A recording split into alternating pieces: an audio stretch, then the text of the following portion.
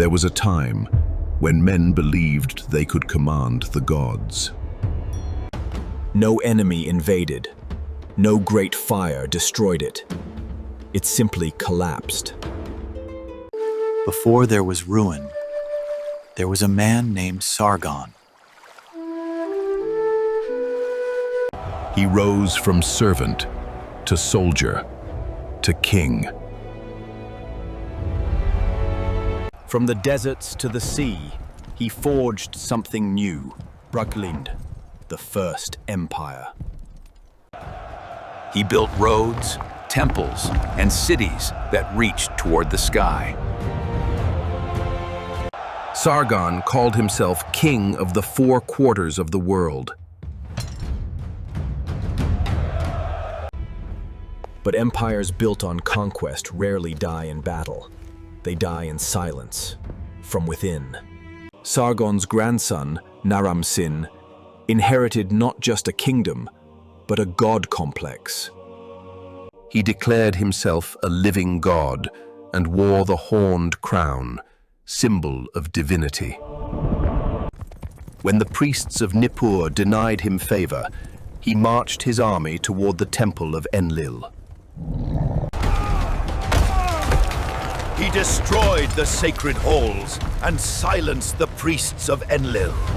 The people said the sky darkened, and thunder rolled where there were no clouds. And the gods cursed Akkad.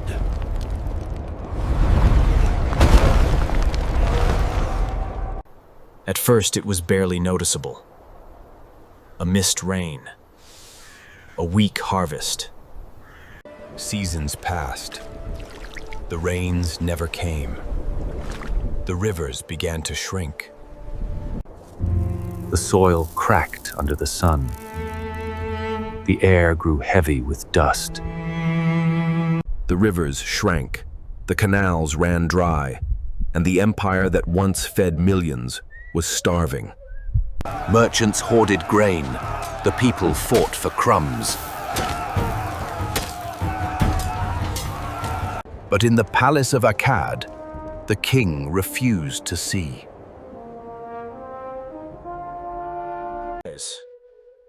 The people begged the gods for mercy, but their prayers rose into empty skies.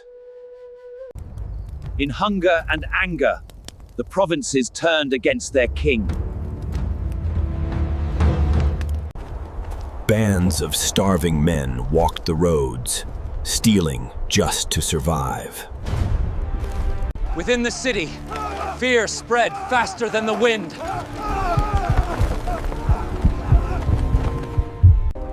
And beyond the mountains, a darker storm was gathering. From the mountains they came saved, wild men with nothing to lose. Word of the raids reached Akkad, carried by smoke and fear. In the palace, Naram-Sin's council quarreled as panic spread through the capital. He ordered every able man to arms, swearing Akkad would never fall. On the plain before the city, the Gutian horde gathered like a storm. From the ramparts, Akkad watched the horizon disappear behind dust and steel. At dawn, the siege began. A rain of fire and stone. Naram-Sin rode into the storm himself, sword raised to the heavens. But courage could not hold against hunger and despair. The walls that had stood for generations began to crack.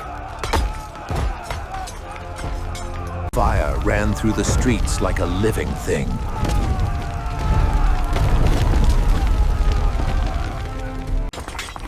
Even the temples could not save them. Naram-Sin fought from street to street, calling on gods who no longer answered. And then the heart of the empire fell silent. When the fires died, only smoke and silence remained. Streets once filled with voices, now echoed only with the wind. The king was gone. His throne stood empty beneath the open sky.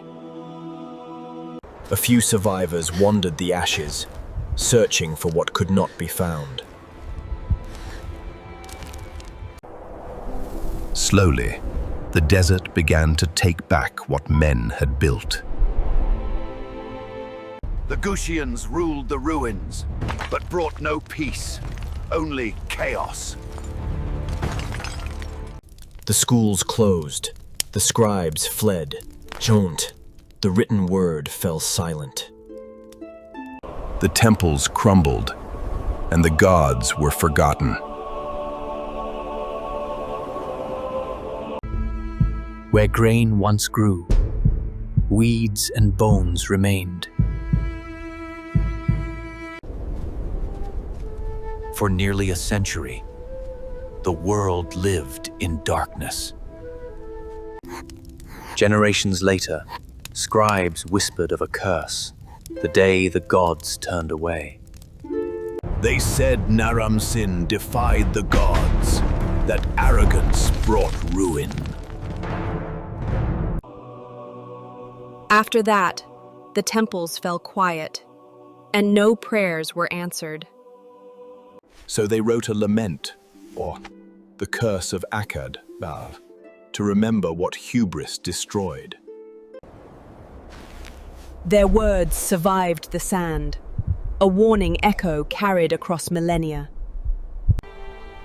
From the ruins of Akkad, others learned, no empire lasts forever. In the south, Sumerian cities rose again to Kinon, wiser, humbler. At Ur, at Lagash, the ziggurats rose once more toward the heavens. They wrote of Akkad, so its fall would not be forgotten. And the rivers of Mesopotamia flowed on, carrying both memory and life. Centuries passed, and new kings rose where Akkad once stood. But every crown carried the shadow of Akkad's fall. Assyria, Babylon, Persia, Finland, each built their towers higher than the last. And again, greed and pride sowed the seeds of ruin.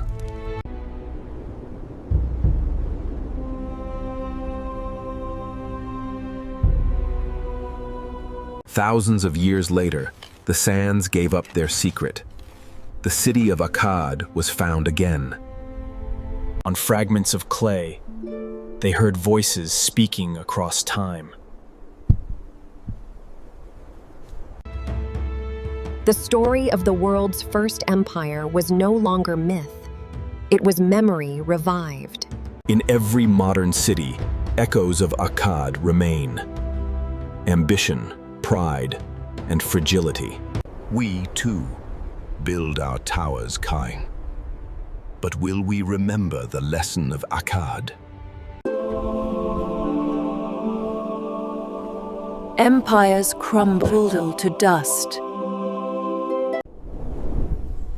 Some say the gods never left Hu. They only wait for us to listen again. If we listen closely, we can still hear them old. Builders, warriors, dreamers.